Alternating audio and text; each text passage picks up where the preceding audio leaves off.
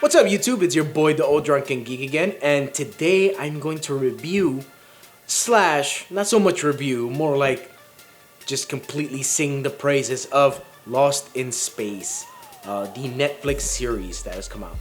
Now, I don't know if any of you guys have ever watched the black and white Lost in Space from like 60s, 70s, whenever the hell that came out. That was pretty cool. I grew up on that stuff when I was very, very little. So I don't remember details of it. I just remember watching it. Danger, Will Robinson, you know, that robot. Nowadays might look a little corny to you guys. To me, when I was a kid, that was cool. That was everything. And also the movie from the late 90s with Joey from Friends was in that movie. It was pretty cool. The effects of that movie were cool. The plot of that movie was cool. Their uniforms and stuff like that, their technology, it was really, really dope, and I was a big fan of that movie.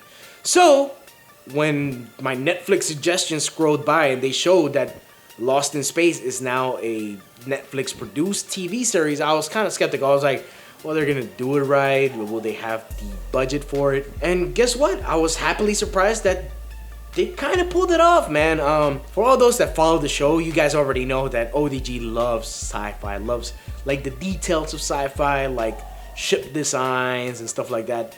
This TV show really has a good three-dimensional world that they paint as far as like their technology and stuff that they use.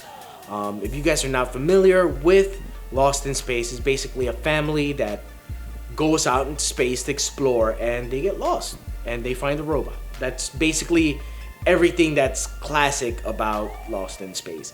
You know, the family structure is something that they have. They have 2 daughters, 1 son, mom, dad, and 2 hitchhikers that go with them. Not hitchhikers, but they're not part of the family. They're just people that roll with them. All those characters are again translated in this show, and they're done properly. They gender bend one of the characters, which is not a big deal.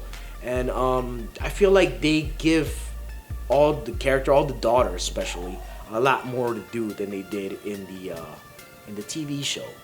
Besides all the sci-fi stuff and all the techie stuff, the story of the Robinson family and how they get to space is really new and fresh and really cool. What's basically happening is the Earth is dying, and they show this in a series of flashbacks and stuff like that. But they have like an astronaut program of regular people, but you know, like the smartest people, you kind of have to apply to this program to be able to like go out into space and, you know, be like form like a new colony out in space. So the Robinson family is not the only family. It's a giant program, you know, worldwide program, and they send all kinds of people from all nationalities.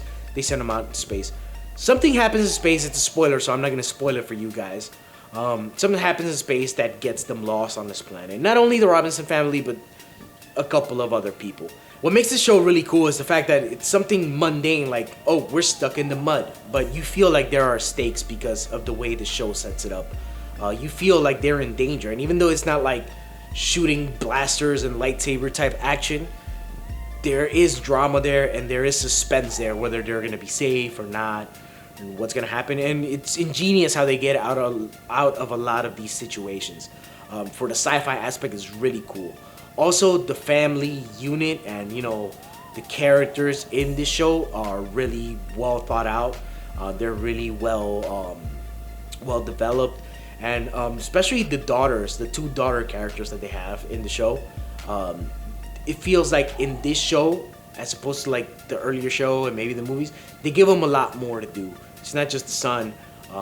These daughters are like, they've earned their place in this space program. Also, the relationship between Dr. Smith and the Robinson family is really cool, and the suspense behind it. Once you know the background of Dr. Smith and stuff like that, it's really cool. It's very similar to the earlier show and to the movie and stuff like that, but has a couple of different twists, and it's very suspenseful. And if you've never seen Lost in Space at all, yeah, you're gonna be amazed. This is gonna be all new to you. This is gonna be pretty cool to you, in my opinion, if you have similar taste to mine.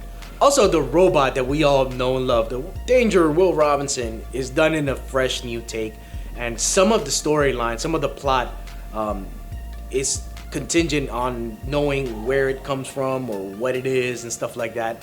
It's very interesting, very suspenseful, and the characters are very well thought out. This has become one of my favorite shows in general right now. I even enjoyed this season better than I enjoyed Jessica Jones or Luke Cage, or definitely better than Defenders. I've enjoyed this more than I've enjoyed some of those Marvel shows.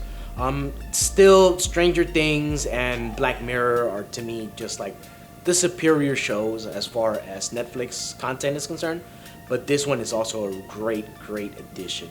So I just recommend that you guys check it out. Give it about 3 episodes.